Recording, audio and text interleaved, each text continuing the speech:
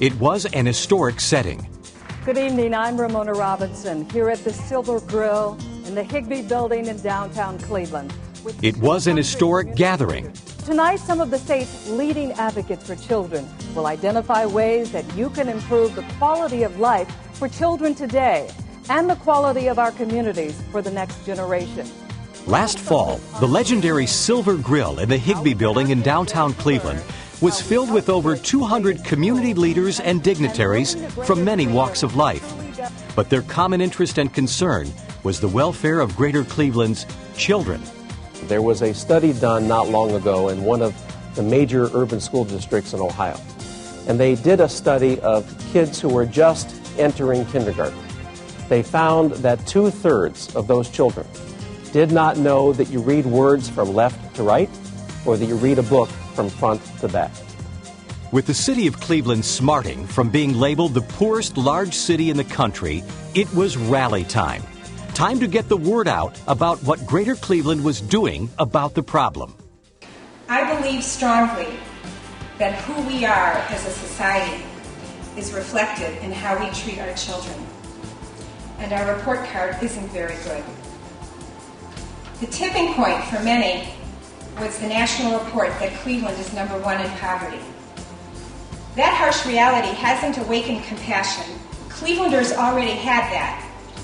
But it has pushed us off center and generated a sense of urgency.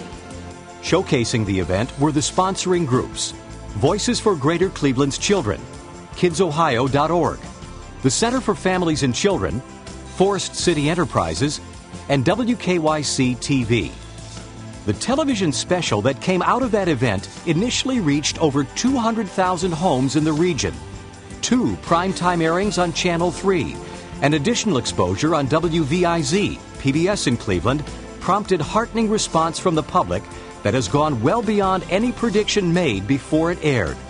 The messages carried in the documentary hit the mark. They touched people in many ways. One person summed it up when she said, "I left that evening with a lot of hope. Hope that comes from dedicated teachers."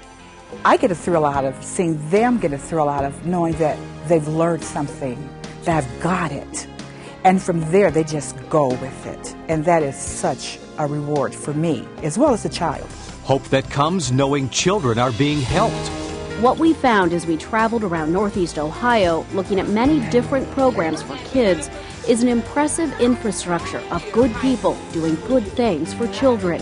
Today, what we have in this community, young children being identified and being brought into services. People like Maya Matos, a mother whose son was having real problems. My son was 4.5 and he wasn't talking. He had become aggressive. In order to express his needs, he would scream, cry. They work with him one-on-one. They use some visual cues, sign language. I think this helped tremendously. People heard that kids who make mistakes are not branded for life. Within the first 2 years of our program, truancy went down 75% in the schools. Not only do we just have children come into court and perhaps be ordered to community service or other penalties or sanctions for what they've done, we try to look at them and say, why did you get here? We've had a great reaction from the community only because this is a diversion program and the kids' cases are not held official. So after a year's up, their record is completely destroyed. So therefore, it is such a positive program because this will not be on their college records or their adult records. And they gained hope from programs that catch problems early in life. There seem to be a lot more kids nowadays with problems, and I don't know if it's due to societal concerns and things like that, but absolutely the need is growing. Years ago, children like the ones in this class would probably have been expelled or otherwise lost to society. Today, they're in a normal setting with their own friends in their own age group. Those are just some of the things that were highlighted in our first special on building greater kids in Greater Cleveland. Now it's time to build on that foundation with a new primetime special that will air in the fall of this year. It will make its public debut at a special screening on September 7th and will have 3 purposes. First, to humanize families and children receiving services. Second, to showcase cost-effective public policies and programs. And third, to deflate stereotypes by showing that most families using services are working, many are married, and many live in suburban communities. The program will raise awareness about the unmet needs of children in Northeast Ohio and showcase effective programs that help families meet their youngsters' needs. Stories like the WIC program in Lake County. The WIC program is an educational program for mothers that are pregnant, postpartum, or breastfeeding, and for children up to the age of 5. It's an education program as far as nutrition and health. WIC stands for Women, Infants, and Children Nutrition Program. It has been around since 1976. It's a federally funded program that has been one of the most successful ever. It operates in all 88 Ohio counties as well as nationally.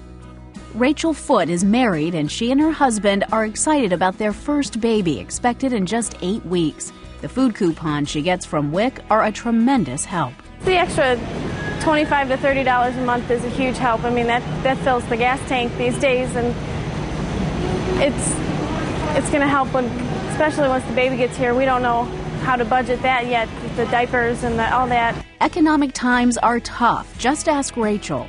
There would be times where we would go a week or so without milk because we couldn't afford it. We just drink water, and so it has helped quite a bit. Clients are given coupons and are restricted to foods like milk, cheese, eggs, juice, cereal, peanut butter, and beans. All foods have been screened for their food value, and each recipient's needs are carefully tailored to their family's likes and dislikes. We've proved that it saves money in the long run. If you get a pregnant mom healthy, she has a healthy baby, and then that healthy baby goes on to be a healthy adult. It's obvious to outside observers that the WIC program shows its clients respect and caring. One example is a new part of the program that allows WIC clients to benefit from shopping for fruit and vegetables at farmers markets around the state.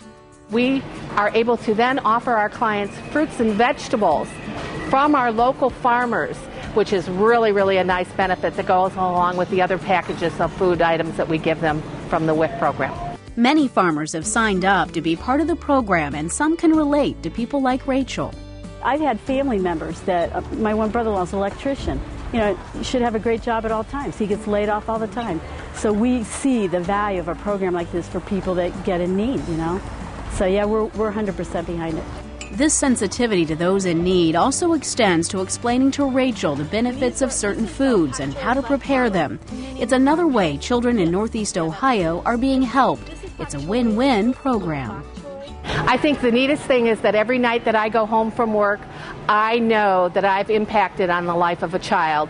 And in the ultimate end, I've impacted on the lives of the community and our nation by producing healthier children and mothers.